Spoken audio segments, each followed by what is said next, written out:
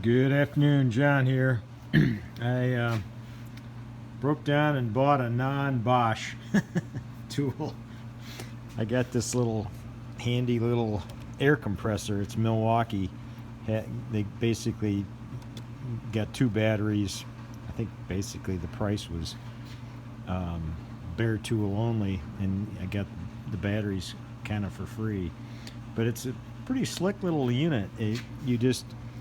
You turn it on, and then you put in your PSI, and then you hit start, and you've got little air for tire and for like basketballs and stuff.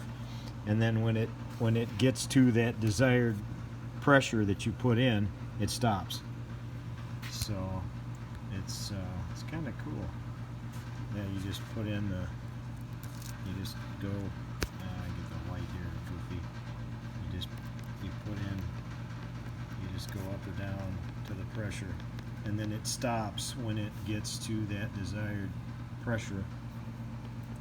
But yeah, I got tired of. I got my log splitter has a tire that keeps running down, and I got tired of starting that big old thing up over there. And plus, you can keep it in the truck, and just kind of handy to have. But I wish Bosch would have had, because I got all kinds of Bosch tools, bare tools, and batteries and stuff, but they don't make one that I could find. So here's a little project I'm working on this afternoon. These here, I couldn't part with them.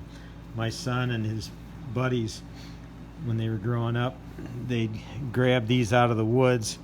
This one here, you can see they used for doing marshmallows over a campfire, and then they made bows for shooting arrows with them. They're hickory.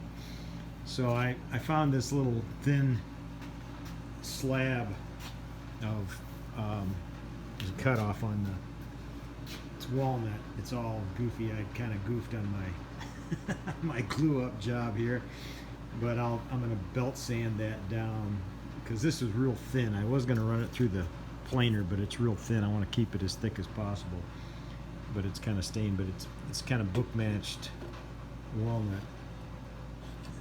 Once I sand it, it'll be kind of pretty. And then I made the little dovetail things out of maple. But I'm just gonna use probably these thick ones here and cut them, and then just drill and splay. It's gonna be kind of a little outside camp table or whatever you want to call it around the campfire, but see what it looks like when I'm done. But it's kind of a I guess you'd call it a creative project. But plus there's a little memory in these. I just couldn't part with these. I remember when the boys were little, and they'd peel the bark off these hickory. So I'll probably keep this one.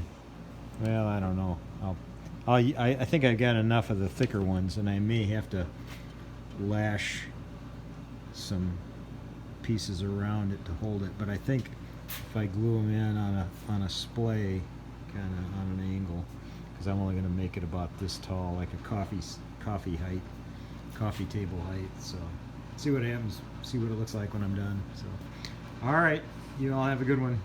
God bless.